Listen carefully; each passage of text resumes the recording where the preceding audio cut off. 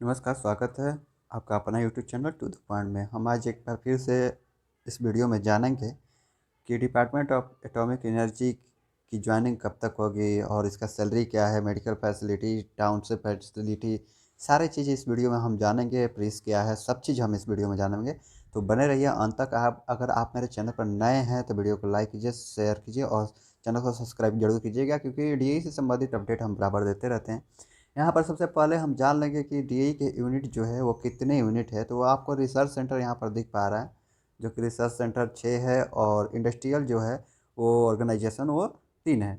और भी ऑर्गेनाइजेशन है, और जीएसओ हो गए, भावनी हो गए, ये सब जो है। जीएसओ एक आपका पीएसयू सेक्टर नहीं है, बाकी और पीएसयू सेक्टर भी है। और यहाँ पर हम सारा चीज़ें जानेंगे, ठीक है। यहाँ पर बाग देख रहे हैं, IGCAR, CAT, VCC Kolkata, एमडेर अहमदाबाद हैदराबाद में है, और जीसीएनईपी बहादुरगढ़ में है। एनएफसी जो हैदराबाद में है, डब्ल्यूए बी मुंबई हैवी वाटर बोर्ड जो है मुंबई ब्रिड भी मुंबई में है। यहाँ पर हम सब चीज़ें जानेंगे, देखेंगे, ठीक है। तो यहाँ पर 7 स्टेप है जो कि आपको दिख पा रहा है स्क्रीन पर।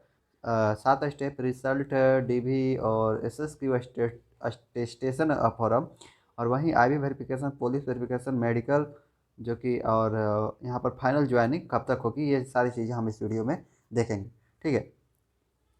तो यहाँ पर हम बात कर लेते हैं कि जो भी मतलब आपको अभी तक रिजल्ट जारी हो चुका है एसएससी एमटीएस के थ्रू वर्क असिस्टेंट का, तो कितने दिन ज्वाइनिंग में लगेंगे। तो आपको बता देते हैं कि रिजल्ट जारी होने के, ठीक है, रिजल्ट जारी होने के लगभग 3 महीने बाद आपका डीबी होता है, ठीक। लगभग 3 महीने बाद आपका डीबी होगा। डीबी होने के, ठीक है, 3 महीने लगभग लग ही जाएंगे। डीबी होने के आपके 15 से 20 दिन के बाद अटेस्टेशन फॉर्म, ठीक है, और एसएसक्यू आपको मेल कर दिए जाते हैं, आपके आईडी पर मेल किए कर दिए जाते हैं। उसके बाद आपको क्या करना होता है कि अटेस्टेशन और एसएसक्यू स्पीड पोस्ट के द्वारा डीएई को भेजना पड़ता है, ठीक है। अभी तक तो यही रूल चलता आ रहा है, बाकी आगे क्या रूल चलेगी वो डीएई के पर डिपेंड करता है। और यहाँ पर आपको स्पीड पोस्ट के द्वारा एसएसक्यू अटेस्टेशन फॉर्म फिल करके डीएई को भेजना पड़ता है। फिर क्या करता है डीएई कि उसके बाद ये आईवी वेरिफिकेशन कराता है। तो इसमें कितना दिन लगता है, जैसे मान लीजिए आप रिज़ल्ट आपका आ गया, उसके बाद 3 महीने के बाद आपका अंडर ए में आपका डीवी करा लिया। उसके बाद क्या होता है कि 21 दिन 20 दिन आपका लेता है, ठीक है। 21 दिन या 20 दिन लेता है एसएसक्यू अटेस्टेशन फॉर्म भेजने में आपको। वहाँ से आप क्या कीजिएगा कि 2 4 5 दिन आपको लगेगा ही। वह 2 4 5 दिन में आप फिर रिटर्न डीएई को भेजिएगा, ठीक है। डीएई को भेजिएगा, 1 सप्ताह मान के चलिए, 1 सप्ताह के अंदर में आप साइन वाइन करा के डीएई को भेजिएगा। फिर डीएई क्या करेगा कि 7 दिन मतलब पोस्ट ऑफिस के द्वारा आने में लगेगा, स्पीड पोस्ट या कुछ भी हो, 7 से 5 दिन आपको लगेंगे ही लगेंगे। उसके बाद क्या होता है कि जो डीएई है फिर ये आपको आईबी वेरिफिकेशन के लिए आपको भेजेगा आपके डिस्ट्रिक्ट हेडक्वार्टर में। डिस्ट्रिक्ट हेडक्वार्टर में क्या आईबी वेरिफिकेशन के लिए डॉक्यूमेंट जाएगा। फिर उसी के पैरेलल में आपका क्या होगा कि पुलिस वेरिफिकेशन के लिए ही फिर डोजीआर जाएगा। यानी ये दोनों पैरेलल में, और उसके साथ ही कास्ट वेरिफिकेशन का जो भी है, कास्ट वेरिफिकेशन का वो भी आपके पैरेलल में ही तीनों चीज़ जाएगा, ठीक है। आईबी, पुलिस और कास्ट, तीनों चीज़ उसी के पैरेलल में जाएगा। ये पूरी प्रक्रिया आईबी और पुलिस वेरिफिकेशन और medical verification, sorry, caste verification 3 month लग ही जाते हैं लगभग। तो 3 महीने ये लग गया। 3 महीने आपका डॉक्यूमेंट वेरिफिकेशन, 6 महीने और 1 महीना और लगा। टोटल अप्रॉक्स 7 से 8 महीने के अंदर में ये ज्वाइनिंग करा लेता है, ठीक है। इतना टाइम लगता है। आप पूछिएगा कि बाकी एसएससी एमटीएस तो जल्दी करा लेते हैं, तो डीई में पहले वो आईबी वेरिफिकेशन, पुलिस वेरिफिकेशन कराता है, उसके बाद ही ज्वाइनिंग कराता है। हाँ, अगर आप ट्रेनिंग के तौर पर आते हैं, जैसे कि स्टाइपेंडरी ट्रेनिंग होता है जो कि डिप्लोमा और आईटीआई होल्डर के लिए होता है, कैट 1 कैट 2, उसमें एनपीसीआईएल जो कि डीआई का ही यूनिट है, पीएसयू सेक्टर, वो नहीं कराता है। पहले वो एनपीसीआईएल कराता है, लेकिन ये लोग जो रिसर्च सेंटर है ये लोग नहीं कराते हैं, ये ज्वाइनिंग करा देते हैं, उसके बाद वेरिफिकेशन कराते हैं। लेकिन जो रिसर्च सेंटर है ये आपका पहले वेरिफिकेशन कराएगा, उसके बाद ही ज्वाइनिंग कराता है। ये चीज़ें देख लिए। उसके बाद क्या होता है, उसके बाद आपको आते हैं मेडिकल में। मेडिकल में आपको ज्वाइनिंग लेटर इश्यू कर दिया गया 7 महीने के अंदर में, ठीक है। ज्वाइनिंग लेटर इश्यू करने के बाद मेडिकल में 7 दिन लगेंगे। अगर आपके अंदर कोई तकलीफ़ है, दिक्कतें हैं, तो आपको रेफ़र भी कर सकता है, आपको एक्सटेंशन दे देगा, आपकी जॉब सिक्योर रहेगी। ये नहीं है कि आपको टर्मिनेट कर दिया जाएगा, निकाल दिया जाएगा, ऐसा कुछ नहीं है। आपको 7 दिन लगेंगे मेडिकल में। मेडिकल के जैसे ही आपका मेडिकल कंप्लीट होता है, उसके बाद आपको फाइनल ज्वाइनिंग करा लिया जाएगा, ठीक है। तो करीब ये मान के चलिए कि 7 महीने अप्रोक्स लगेंगे ही लगेंगे, ठीक है। कितना भी जल्दी करेगा तो भी। अब हम बात करते हैं फैसिलिटी के बारे में, फैसिलिटी भी देख लेते हैं। इसके पहले फैसिलिटी देखने के बारे में हम प्रीज देख लेते हैं। प्रीज क्या होता है, तो इसमें आपको परफॉर्मेंस रिलेटेड इंसेंटिव सिस्टम होता है, ठीक है। यहाँ पर आपको दिख पा रहा है। इसमें 3 प्रकार के डीआई में 3 प्रकार के प्रीज मिलते हैं, जो कि एक ऑर्गेनाइजेशन इंसेंटिव होता है, ग्रुप इंसेंटिव और इंडिविजुअल। ऑर्गेनाइजेशन जो इंसेंटिव होता है हम 5 वर्ष के आसपास में मिलता है, और ग्रुप इंसेंटिव जो होता है प्रत्येक साल मिलता है। इंडिविजुअल इंसेंटिव जो होता है ये भी प्रत्येक साल मिलता है, 6 महीने पर ही ये मिल जाते हैं, ठीक है। इंडिविजुअल प्रत्येक, लेकिन इसमें एक चीज़ और है कि आपका 200 डेज माने 200 दिन ड्यूटी अप टू डेट रहना चाहिए। यानी आपको ड्यूटी टाइम 9 से 5:30 है, 9 बजे सुबह से 5:30 PM तक है आपका ड्यूटी। ड्यूटी टाइमिंग आपको बता देते हैं कितना, 9 AM से 5:30 PM। ये जनरल शिफ्ट में थोड़ा आधा घंटा अधिक चलता है, ठीक है। और बाकी नॉर्मल शिफ्ट में 8 घंटे ही चलते हैं। बाकी नॉर्मल शिफ्ट जो कि सॉरी, आपको जनरल शिफ्ट में 8.5 घंटे चलते हैं। बाकी जो शिफ्ट होते हैं जैसे कि नाइट शिफ्ट और मॉर्निंग शिफ्ट जो होते हैं, उसमें आपको 8 घंटा ड्यूटी करना होता है, ठीक है। ये चीज़ें हो गई आपका ड्यूटी का। अब इसमें जो अप्रोक्स इस बार का जो प्रीस देखा जाए इस साल का, ठीक है, तो 30% के अप्रोक्स आपको प्रीस मिलेंगे। अब 30% किसका, तो ये बेसिक का आपका 30% मिलता है, बेसिक का 30%। यानी तो अप्रोक्स अगर आप SSC MTS के थ्रू आते हैं तो बेसिक इसका 18,000 है, ठीक है। 18,000, तो 18,000 का 30% आपका कितना हो गया,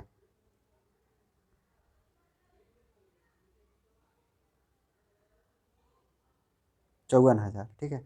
54,000 हो गया ये आपका 30%।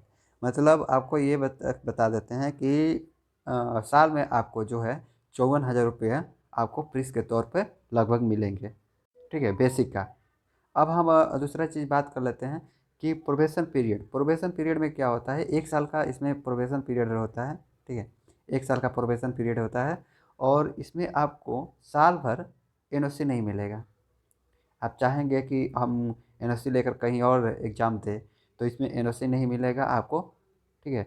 एनओसी, और आप एक चीज़ और यहाँ पर होता है कि प्रोबेशन पीरियड में आप कोई एग्ज़ाम नहीं लिख सकते हैं, क्योंकि वहाँ पर जब ज्वाइनिंग के टाइम आप जाइएगा ना, तो वहाँ पर एक पेपर होता है जिसमें आपको ये लिखा रहता है कि आप सारे जो भी फॉर्म भर रखे हैं या फिर जो भी स्कॉलरशिप या फेलोशिप आप कर रहे थे, उन सब चीज़ों से आप विड्रॉल करते हैं तभी आप ज्वाइनिंग करते हैं, ठीक है।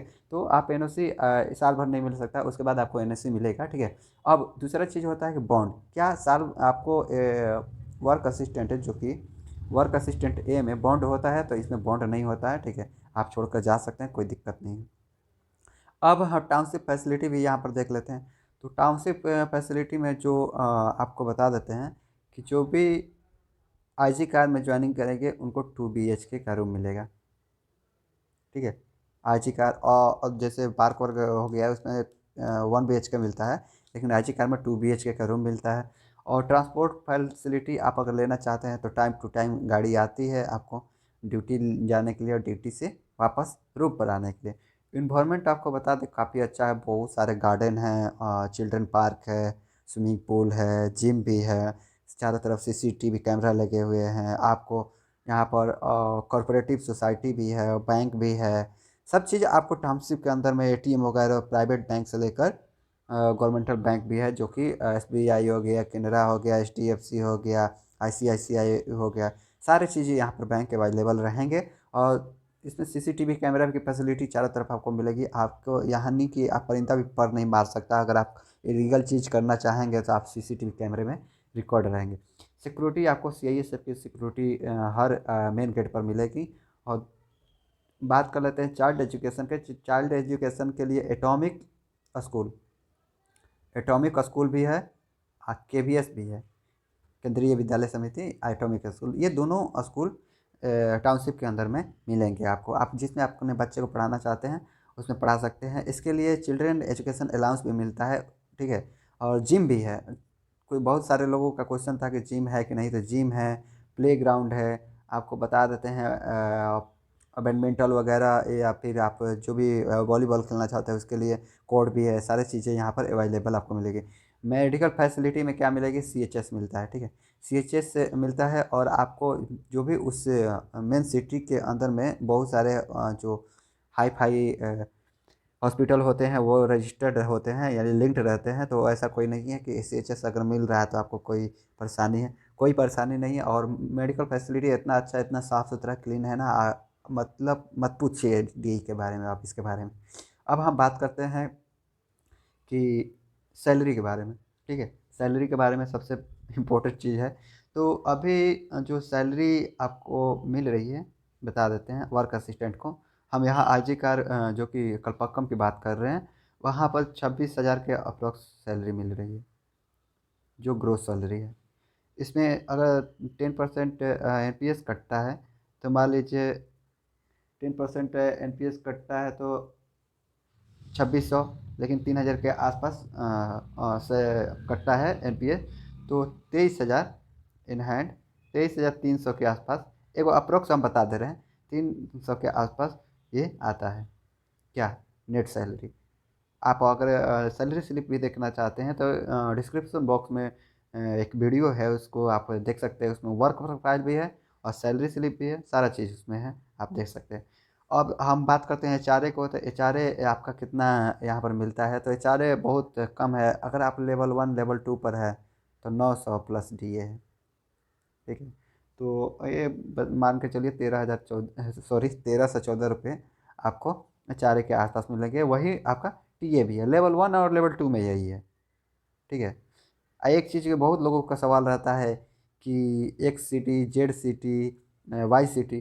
तो एक बात बता देते हैं, डीएई का जितना भी यूनिट होता है ना, वो एक नॉर्मल प्लेस पर होता है। और बहुत सारे जो है आउट ऑफ सिटी होता है। मतलब कि आउट ऑफ सिटी बोले तो कहीं समुद्र के किनार पर या फिर किसी नदी के किनार पर, ऐसे ऐसे जगह पर ये लोग इनका प्लांट होता है, ठीक है। ताकि वो ये लोग के लिए वाटर के लिए कोई दिक्कत ना हो, और वेस्टेज के सप्लाई करने के लिए कोई दिक्कत नहीं हो। एचआरए की बात कर लिए, टीए का भी वही सिस्टम है, लेवल 1 लेवल 2 का 1314 रुपये आपको पर मंथ मिलेंगे। डीए अभी तो करंट में 46% चल ही रहा है, आप देख पा रहे हैं। हाँ, साल आपको हर हर साल आपको 3% का इंक्रीमेंट मिलेगा, 3% का इंक्रीमेंट मिलेगा, ठीक है। और इसमें प्रमोशन भी इसलिए हो जाता है, ऐसा नहीं है, कोई दिक्कत नहीं है, ठीक है।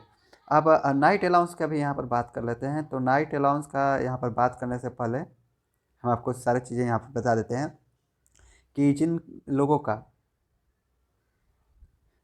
का नाइट शिफ्ट लगता है, नाइट शिफ्ट लगता है जिसमें आपको नाइट में रेडिएशन अलाउंस भी मिलता है। नाइट में आपको ड्यूटी करना पड़ेगा, जो कि आपको रिएक्टर में भी नाइट से ड्यूटी लग सकती है। और वहाँ पर मीटर रीडिंग रीडिंग लेना रहता है, ठीक है। तो नाइट अलाउंस और रेडिएशन अलाउंस और प्रोफेशन अपडेट अलाउंस की बात करेंगे, तो यहाँ पर प्रोफेशन अपडेट अलाउंस जो है 1000 है, ठीक है, पर मंथ, ठीक है।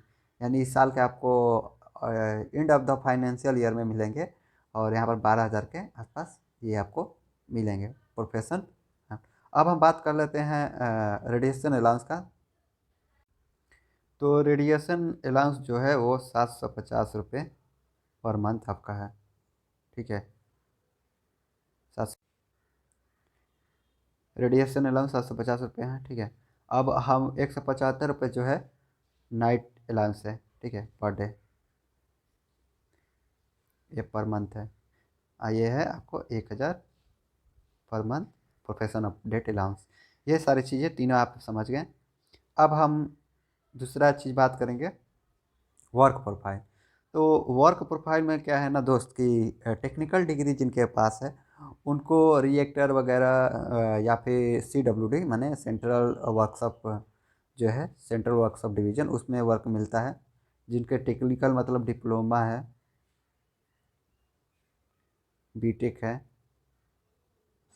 ITI है, तो इन सब चीज़ों लोगों को जो है कि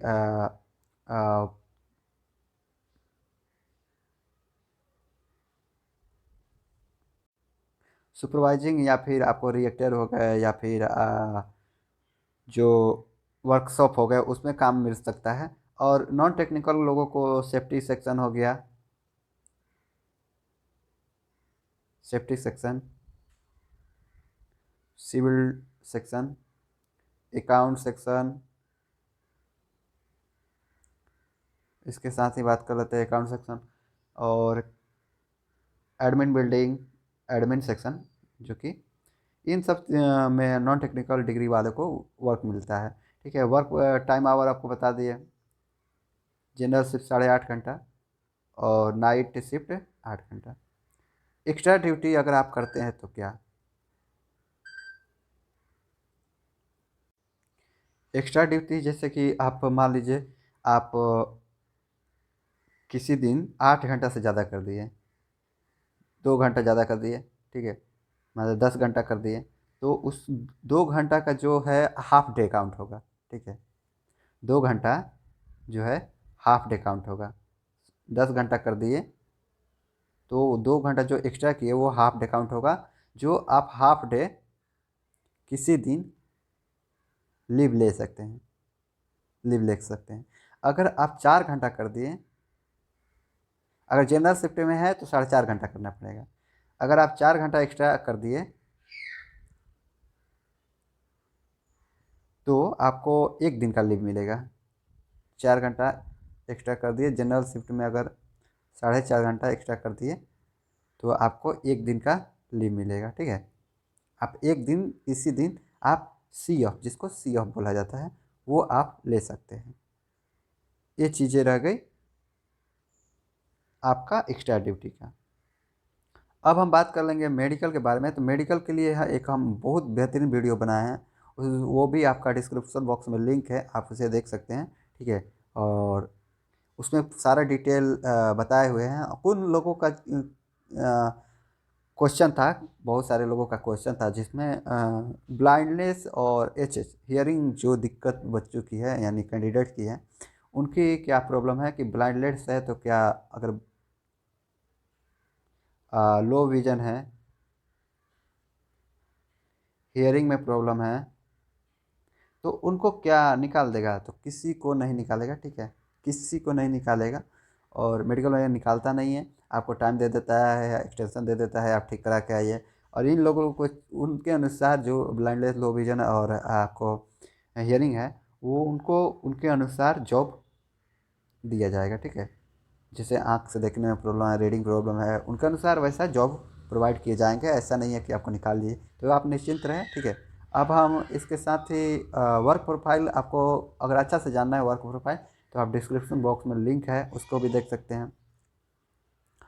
फाइनल ज्वाइनिंग में क्या होता है कि फाइनल ज्वाइनिंग जैसे ही आप मेडिकल कंप्लीट करके जाइएगा ना, तो वहाँ पर आपको अ, सारे डॉक्यूमेंट जांच किए जाएंगे फिर से, मतलब उसका जेरॉक्स कॉपी भी लिया जाएगा, देखा भी जाएगा डॉक्यूमेंट। और उसके बाद आपको फॉर्म दे दिए जाएंगे, बहुत सारे फॉर्म, जो कि आप दिन भर भरिएगा, तब पर भी ख़त्म नहीं होता है उस दिन। आप पूरा भर दीजिए, उसके बाद आपकी ज्वाइनिंग NPS फॉर्म को फिर आपको दिया जाएगा। कि सारे फॉर्म जब आप भर लेंगे तो एडमिट बिल्डिंग से साइन करके, मतलब जो भी वहाँ का एडमिनिस्ट्रेटिव है वहाँ से साइन करके आता है, फिर आपको दिया जाएगा कि जाइए आप ट्रांसपोर्ट एला ऑफिस में, उसके बाद CHS ऑफिस में, NPS ऑफिस में सारा आप जमा कर दीजिए। उसके बाद आप अगले दिन से आपको सेक्शन अलॉट कर दिए जाएंगे, या फिर कुछ टाइम लेता है, 15-20 दिन आपको कॉन्फ्रेंस रूम में बैठना पड़ेगा। उसके बाद क्या होता है, आपको सेक्शन अलॉट करने दिए जाते हैं, और सेक्शन में आप जाने के बाद आपकी ड्यूटी कंटिन्यू हो जाती है। तो ये आपका वीडियो है, और इसमें कुछ छूट गया तो आप कमेंट सेक्शन में कमेंट कीजिएगा ज़रूर, कोशिश करेंगे रिप्लाई देने का। अगर आप मेरे वीडियो चैनल पर नए हैं तो चैनल को सब्सक्राइब जरूर कीजिएगा, क्योंकि आपके लिए हम बहुत मेहनत कर रहे हैं और आपके लिए इतना वीडियो बना रहे हैं, जो कि डेली का कम ही बहुत वीडियो मिलता है यूट्यूब पर। तो आप मेरे चैनल को सब्सक्राइब कीजिएगा, क्योंकि हमारी यही इच्छा रहती है आपसे। ठीक है, अगर आप सब्सक्राइब कर देते हैं तो आपको बहुत बहुत धन्यवाद। मिलते हैं अगले वीडियो में, तब तक के लिए धन्यवाद।